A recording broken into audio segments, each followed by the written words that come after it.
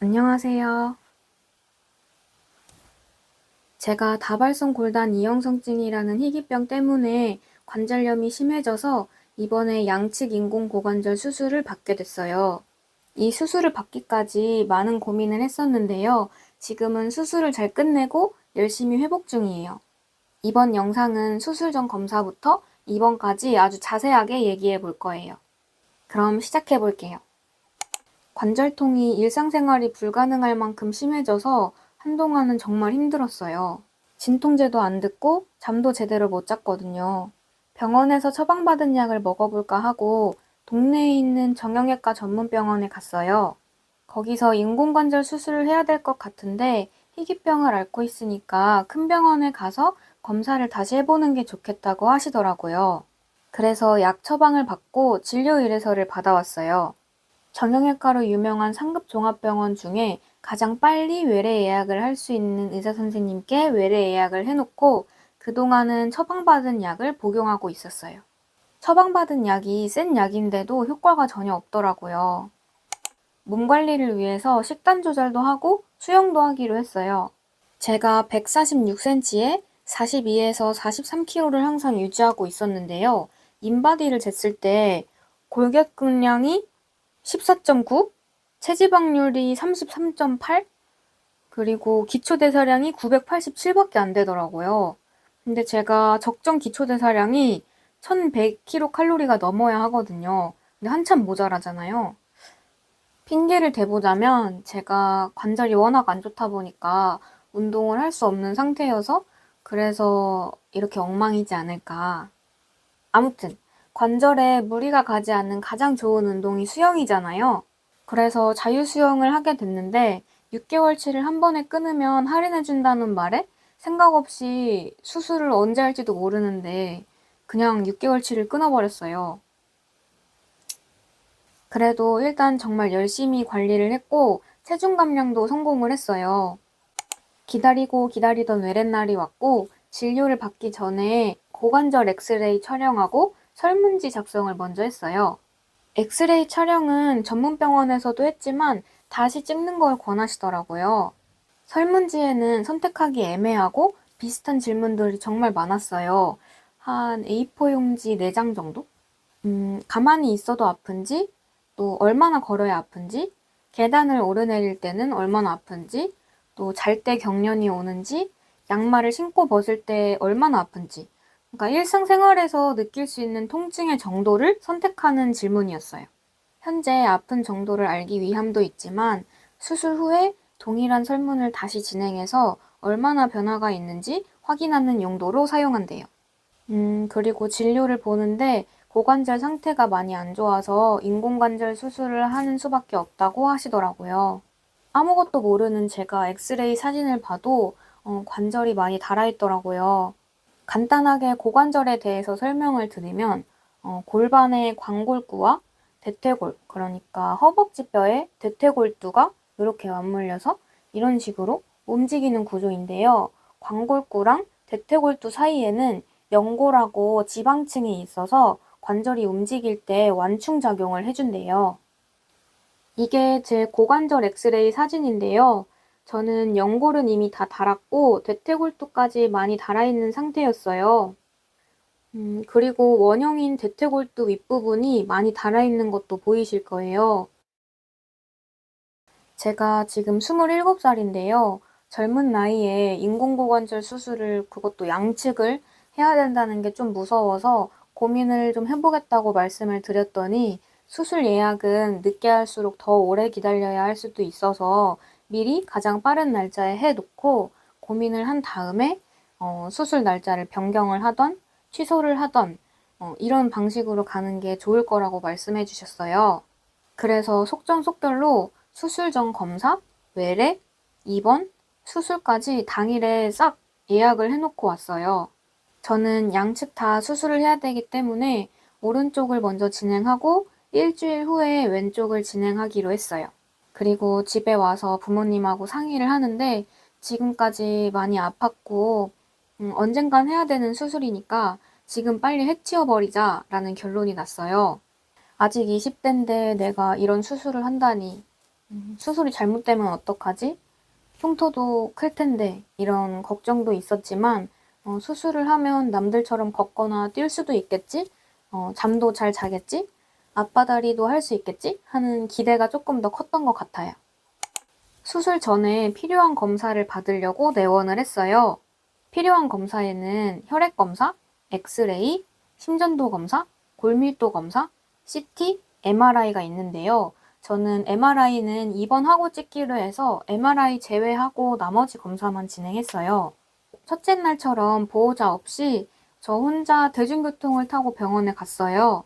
집이 안양인데 안양에서 서울에 있는 병원까지 1시간 50분 정도가 걸리더라고요.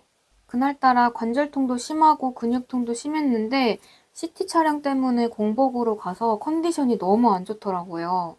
혈액 검사한다고 피를 14통 정도 뽑고 여기저기 돌아다니면서 검사하느라 진짜 쓰러질 뻔했어요. 병원이 정말 크고 사람도 많아서 정신이 하나도 없었어요. 코로나 때문에 환자 본인하고 보호자 한 명만 동행할 수 있는데 그래도 사람이 진짜 많더라고요. 검사하실 때 꼭 보호자와 함께 가시거나 자가용이나 택시를 타는 걸 추천드려요.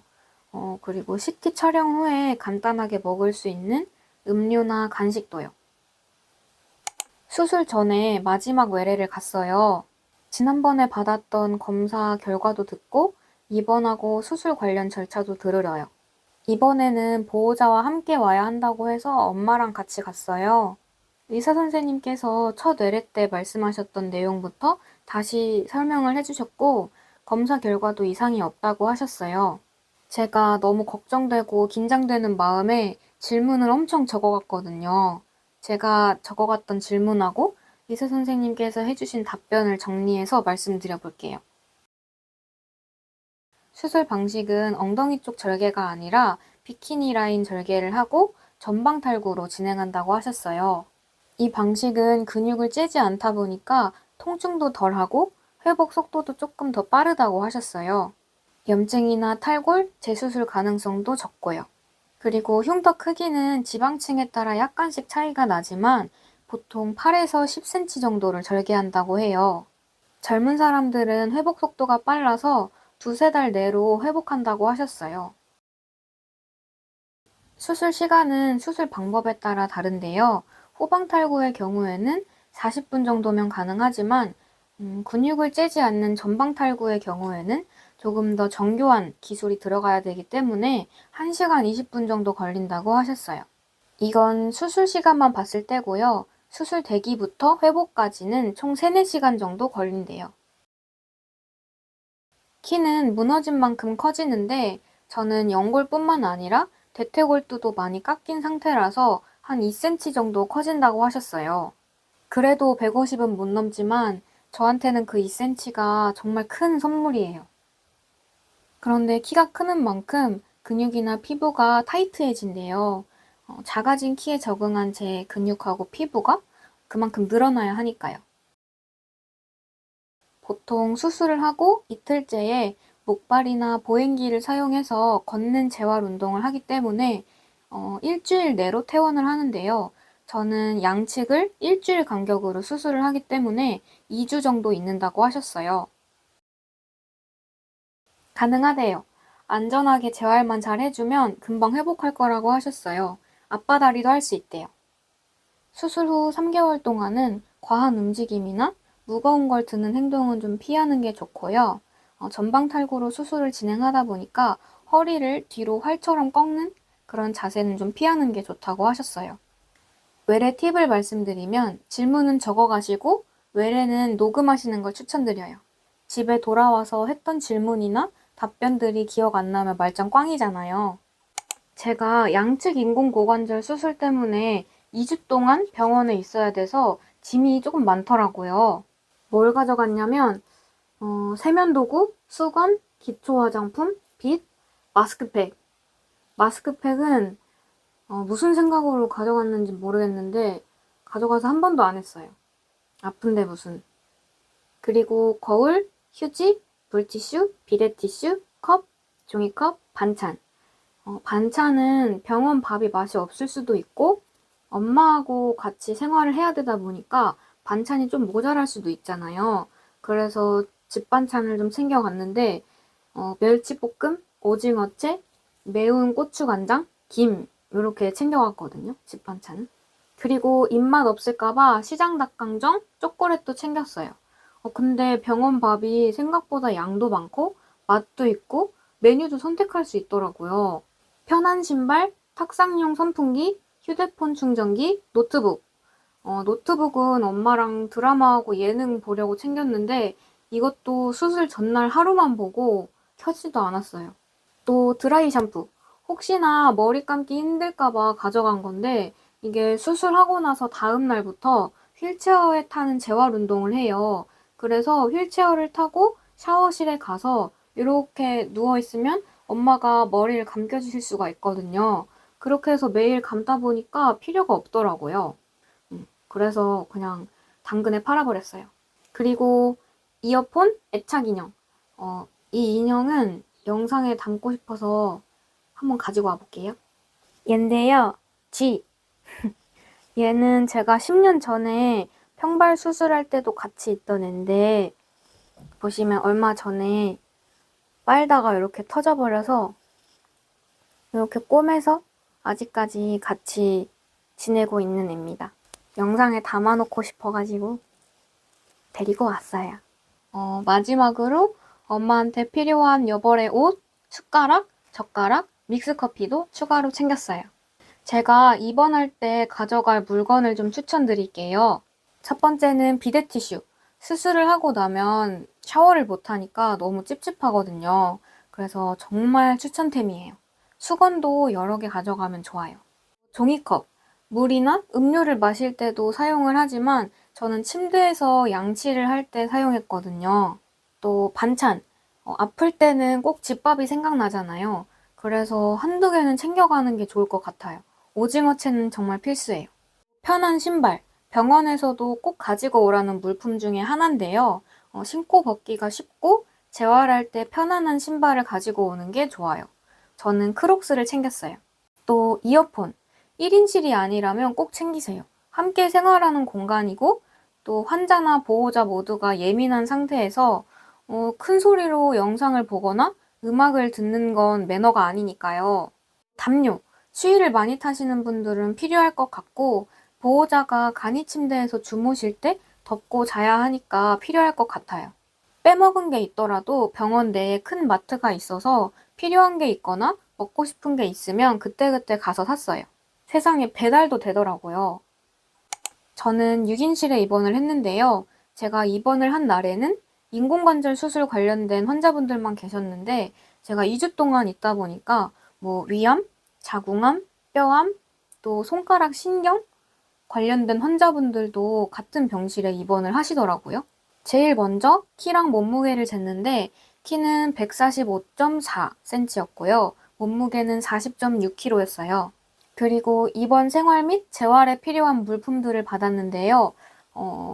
폐활량 운동기구, 다리 마사지기, 압박 스타킹, 고무밴드, 소변통, 목발 이렇게 받았어요. 폐활량 운동기구는 그 후후 보는 그거 맞아요. 수술을 하고 나면 폐 회복을 위해서 꼭 해줘야 되는 운동기구래요. 또 다리 마사지기와 압박 스타킹은 수술 후에 혈전을 방지하기 위해 수시로 해줘야 되는 거예요. 수술 후에 침대에 오래 누워있다 보니까 혈전이 생길 수가 있대요. 혈전은 혈관 속에서 피가 굳어서 피떡이 생기는 현상인데요. 이 혈전이 생기는 위치에 따라서 뇌졸중, 폐색전증, 심부정맥 등의 증상이 발생할 수 있대요. 혈전은 발생 가능성이 낮지만 발생을 하면 심각한 증상으로 이어질 수 있기 때문에 꼭 조심해야 한다고 해요. 고무밴드는 재활운동을 할 때 사용을 하고요. 소변줄은 걷기가 가능한 날 제거를 하기 때문에 보통 수술을 하고 이틀 뒤에 제거를 해요. 교수님께서 오후에 회진을 오셨는데 정말 안 좋은 소식을 전해주시더라고요. 제 뼈가 너무 작고 얇아서 가장 작은 인공관절을 사용해야 하는데 그러려면 비키니 라인 절개로는 불가능하고 허벅지 옆쪽을 세로로 절개를 해야 한다고 하시더라고요. 허벅지 근육인 중둔근과 소둔근도 약간씩 절개를 해야 되기 때문에 회복 속도가 생각보다 좀 늦을 수 있다고도 하셨어요. 허벅지 옆쪽으로 절개를 하지만 탈구는 전방 탈구 그대로 진행을 한다고 하셨어요. 허벅지에 10cm 정도의 큰 흉터가 남는다고 하니까 정말 우울해지더라고요. 전문의 선생님께서 오셔서 수술 과정을 더 자세하게 설명해 주시고 수술 동의서를 받아가셨어요. 수술 전에 굵은 주사바늘을 꽂는데 손등에 꽂으시더라고요. 손등에 굵은 주사바늘을 꽂으면 정말 불편하고 아프거든요. 손이다 보니까 툭툭 걸리고 진통제가 들어갈 때도 기분 나쁘게 아프거든요. 되도록이면 팔뚝에 맞는 걸 추천드려요. 저녁에 MRI 촬영을 하러 갔어요. 통에 한 자세로 30분 정도 들어가 있는데 점점 추워지더라고요. 그리고 그 기계 소리가 귀마개랑 헤드셋을 착용을 해도 너무 시끄럽고 웅웅거리더라고요. 자고 있는데 새벽에 전문의 선생님께서 오셔서 제 다리가 얼마나 벌어지는지 확인하고 가셨어요. 새벽에도 일하시고 너무 피곤하실 것 같더라고요. 새벽 4시쯤에 전날 꽂아둔 주사바늘에 수액을 연결했어요. 저는 오전 8시 첫 수술이어서 새벽부터 수술 준비를 했어요.